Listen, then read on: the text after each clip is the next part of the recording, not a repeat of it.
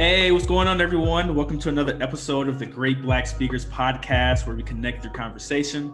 I am your host, Dr Watkins. I am the founder and CEO of Great Black Speakers. I'm also the president and chief operating officer of the Black Business School. So today, we're connecting you with a very special guest, my good friend Amanda Spann. Amanda is a app entrepreneur and consultant, and is the founder of the App Accelerator program, which is an online and live coaching program to help non-technical founders or entrepreneurs build their first apps. So today we're talking all about how to start a tech company even if you don't have any technical expertise. So Amanda, how are you doing today? I'm wonderful. I am well fed, stuffed from yesterday, excited about the leftovers, and ready to talk to some non-technical future founders. Yeah, and I think this is an awesome topic because I know a lot of people that I talk to think that you have to have like the strong technical background to start a tech company. But when you look at a lot of the CEOs that are out there right now, a lot of them don't have any type of technical expertise. And I know you have this program coming out, or that's already out, and I just wanted to talk to you a little bit more about just this concept of starting a tech company without this expertise that most people think that they need. So, but before we get into that, though, can you tell the audience a little bit more about what you currently do and how you've gotten to this point in your career? I am an app entrepreneur. I have my own portfolio of apps. I actually also consult non-technical founders as well as startups who are interested in, improving their business development, marketing efforts, or just growing a product in general.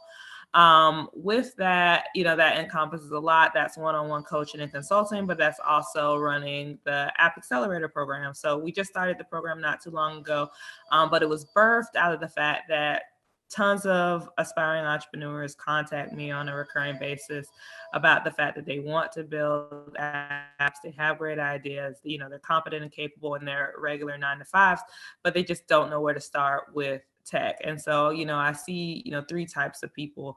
Those who are kind of paralyzed and just very afraid to start and take that leap because they feel like they don't know enough. The second group are those who are kind of the self-starters who have kind of jumped into the founder seat, but then they've gotten deep into the process and gotten stuck and they don't know where to go. And then the last group are those who have, spent thousands of dollars on an app that they can't use, they can't manage or maintain. And so I kind of help them mitigate that process through my program and through my coaching services. Let's talk about how you've gotten to this point in your career, though, because you haven't always been the person that people contacted, about the app ideas and how to build apps, that type of thing. So can you give the audience a little insight into your journey in terms of how you got to where you were before to the point now where you are consulting people on this type of thing? I decided to kind of take the leap and I started self-educating myself day in and night, and just asking people could I work for them for free for a while. Ended up eventually getting good enough to start picking up some contracts in the space. So I work for and with a number of companies that are doing really well now, like Hinge, the dating app, another company, Snob Swap, which is now Lapre. And work with them for a while. Then I decided, I realized there was a larger problem there with, again, with founders not being able to create and build their products. So I co-founded the Hackathon series to help Black entrepreneurs build and code their products in 24-hour hacks. So we would pair them with minority developers and minority business consultants, and we would actually help them not only build out their business model, but their product themselves. So actually the winner of our first hackathon went on to complete Y Combinator. So that was kind of a really exciting full circle moment for us. After that, I actually launched an accelerator for startups in Africa and the African diaspora.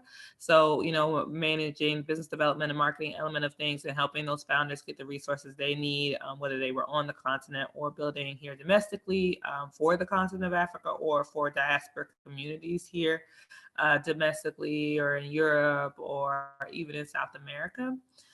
And then I went to Techstars and helped them with their accelerator in Chicago. So I've definitely, kind of dedicated my life to, or at least the last decade of my life, to helping founders. And that's taught me a lot along the way, just from managing ecosystems and managing programs for them, as well as building out products myself. And, the experience is the best teacher. You know, if you were to ask an entrepreneur what's the best way to learn about business or to learn about building a company, it's just to build one.